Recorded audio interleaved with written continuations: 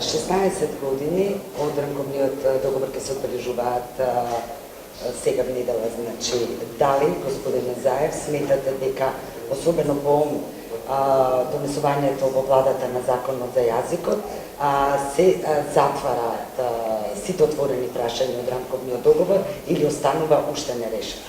Ваша оценка. Ева, дозволете да ги испратам моите прецизни поенти токму околу ова важно прашање на навршувањето на 16 години од Охридскиот рамковен договор.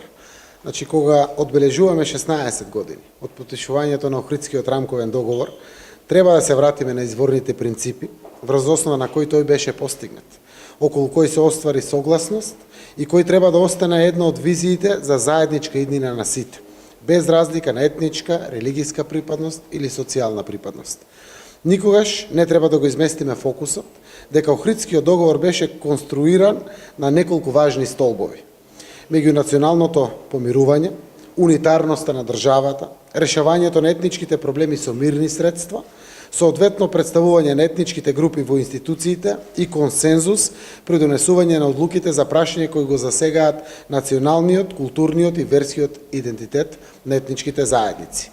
Охридскиот договор донесе мир, ги нормираше минимумите кои ќе го исклучат етничкото предимство и доминација, а неговото имплементирање треба да му даде живот на тој дух на толеранција и соживот, односно инклузивност. Денеска на политичката сцена во Република Македонија промовираме нови политики. Наместо конфликт и генерирање на континуирана криза, политики што ги создава и афирмира Република Македонија како дел од европското семејство, денеска се политиките на толеранција, еднаквост и инклузивност. Денеска зборуваме за подобар живот за сите, за локален економски развој, за функционална администрација, за економски просперитет, за достоинствена социјална заштита, за подобра здравствена заштита.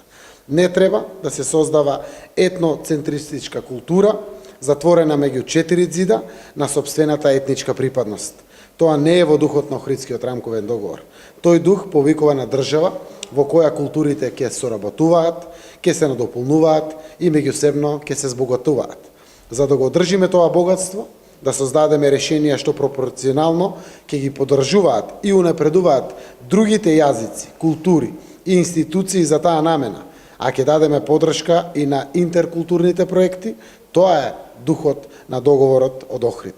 Законот за езиците е исто така во функција токму на тоа. Унапредувањето на езиците е едно ново богатство. Никој не губи ништо, а има луѓе од нашата земја кои што добиват токму преку тоа. Рековме, јазикот е да се разбереме, при тоа сето она што го правиме согласно амандманот 5 од Уставот на Република Македонија. Според вас сметате дека со јазикот се затворени битните прашања од рамковниот? Согласно она што се очекува од Охридскиот рамковен договор е следењето на неговиот дух. Јас преку законот за унапредувањето на употребата на езиците гледам правно формален или легалистички дел на затварање на рамковниот договор. Рамковниот договор значи рамномерна застапеност на сите, на секаде, и во приватните компании, и во јавните институции, на секаде, и тој дух се следи и треба да се следи.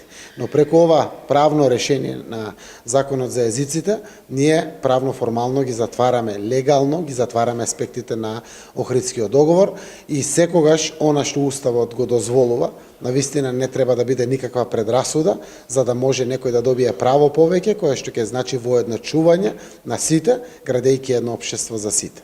Само што го прашање, дали евентуално ако Венецијанската комисија позитивно се признесе за спорните моменти, за вркнутите из амблемите на армијата, знаеме дека е тоа излегува од рамките на Уставот. Ќе го следите Уставот или Венецијанската, препораката на Венецијанската комисија? Значи, дилемата дали е тоа уставно или не, е причината зашто бараме од Венецијанската комисија мислење. Јас сум среќен што партнерите навистина сватија дека не смееме да одиме по било која цена со се и се што мислиме дека треба да стои. Кога има отворена дебата за нешто дали е уставно или неуставно, дај да го провериме. И токму така е конституиран самиот закон.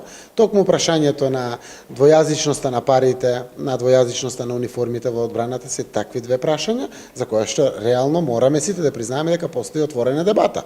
Е уставно или неуставно? Тоа ќе биде испратено до Венецијанската комисија и од тука апсолутно ќе ги следиме сугестиите. Благодарам. Благодарам и на вас.